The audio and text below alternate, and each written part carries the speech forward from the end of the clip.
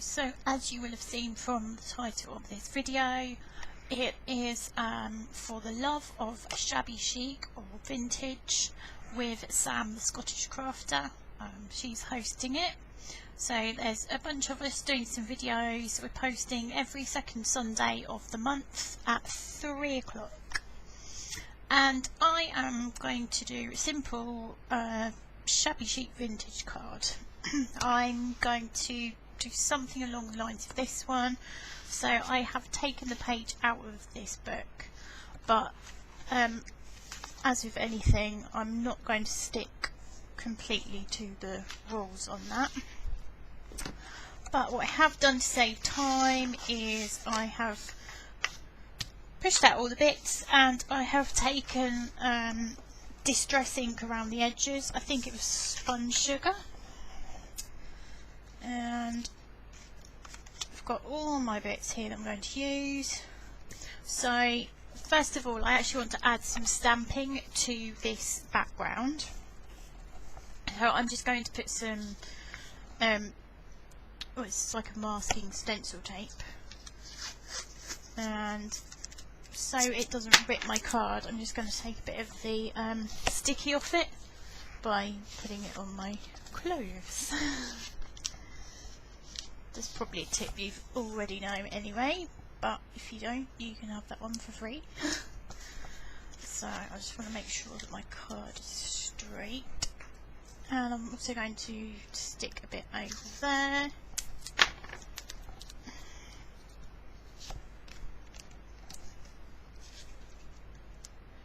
Like so, and the stamp I'm using is the Do Crafts one, Paper Mania Urban stamp, and oh, it does have a title, I think.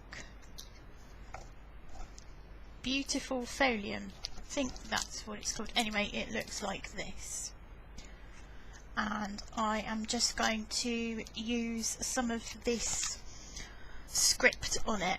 So obviously I don't want any of that to be stamped over, just that corner. So I'm also going to put a piece of paper down, like so, and then I'll be able to stamp, and I'll be able to put a piece of paper under there as well. I'm using this because it's what I've got to hand. Yeah, so that should be perfect then. So I don't really want to ink on my table if I can avoid it.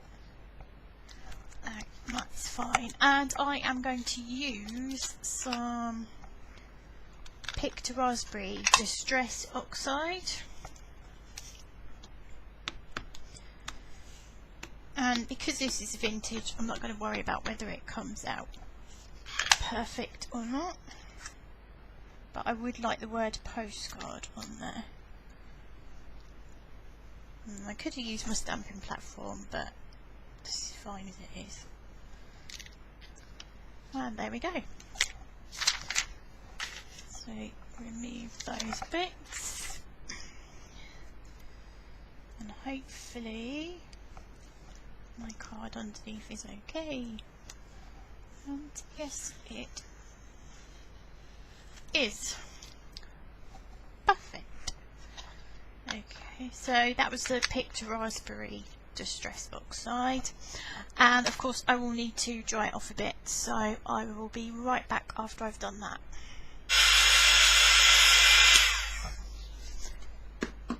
Right, it is dry, and I'm just contemplating whether to add some more stamping down here, and I think I will. So again, I'm going to mask that bit off,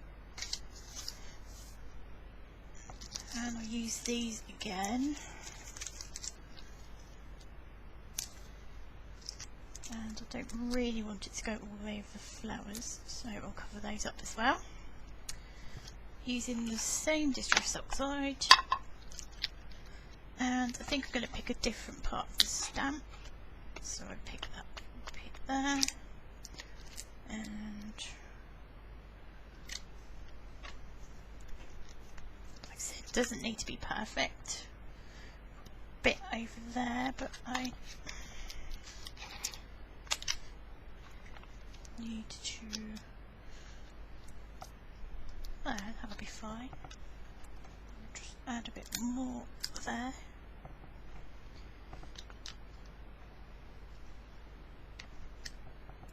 There we go.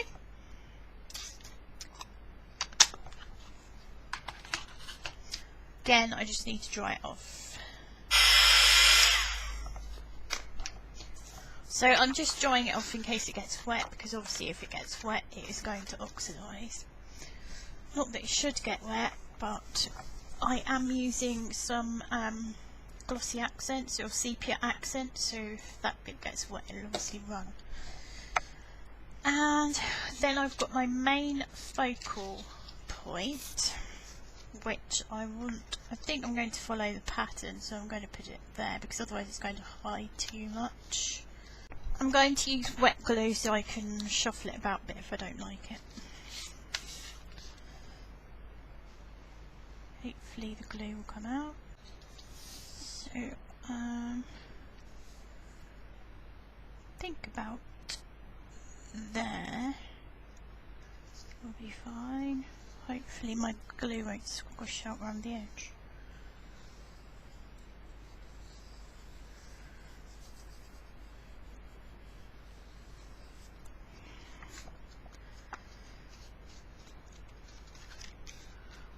So that's that. I'm going to add these flowers to her hair, but I'm going to put those on foam pads.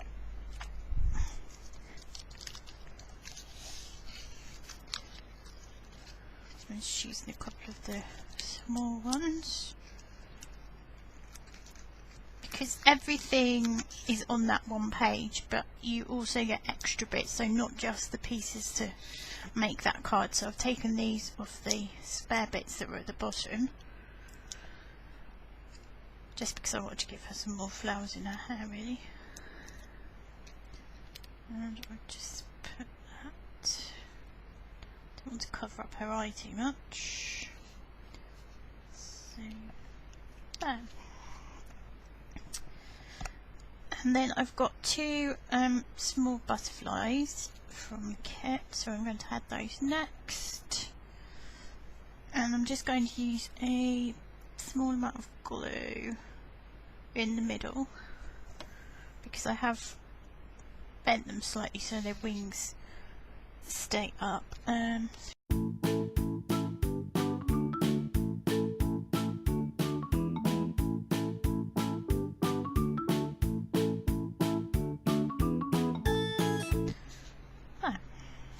Next I've got this tiny piece here, and I will do that with some 3D foam as well.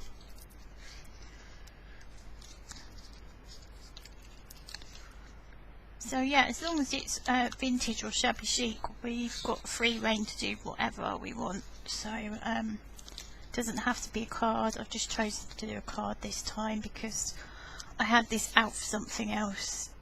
So I thought, well, I may as well use it.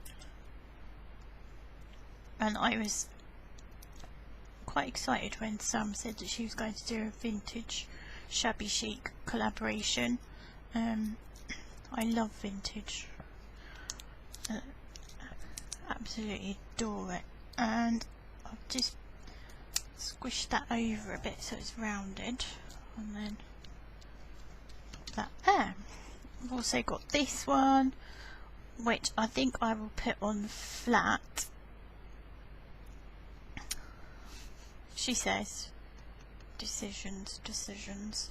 Well, I'm going to think about that for a minute, and I will put this here, I think. So I'm going to put this one at the bottom, and I am going to actually physically staple it on. So I've got these nice bright coloured staples, which I think I got from B&M. They are in one of my haul videos. So I'm just going to staple that.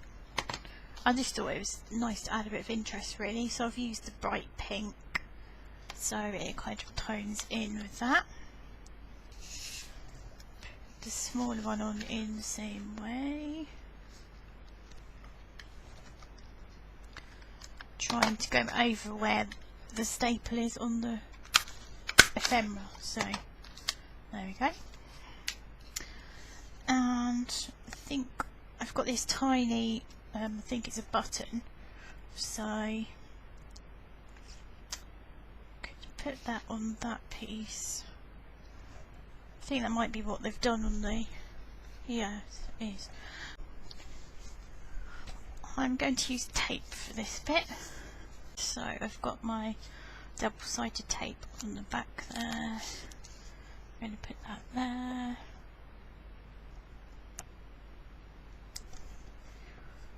I hope this isn't too much like a tutorial, because I kind of don't want it to be teaching your granny to suck eggs, if you know what I mean.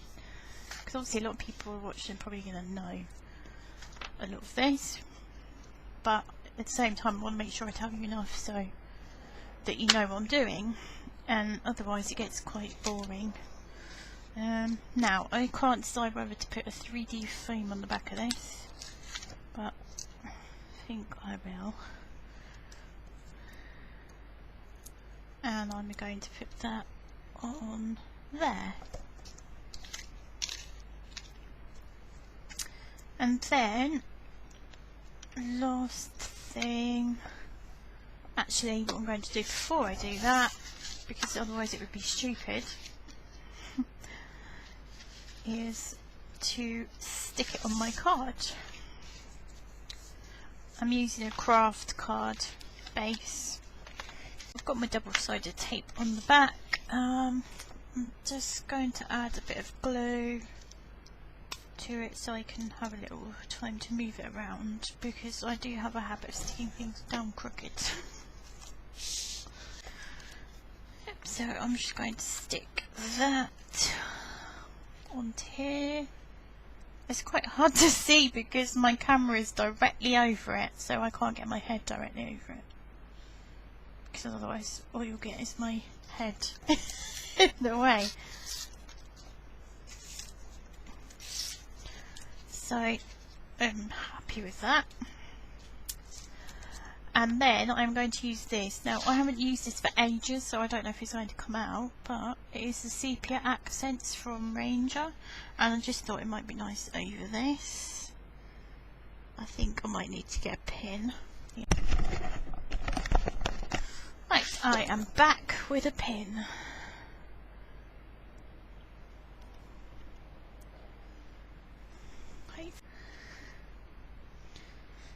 Now obviously it looks a bit like an orangey colour, but it should dry clear, but with a slight tinge to it from what I understand. So like I say, it has been a while since I've used it.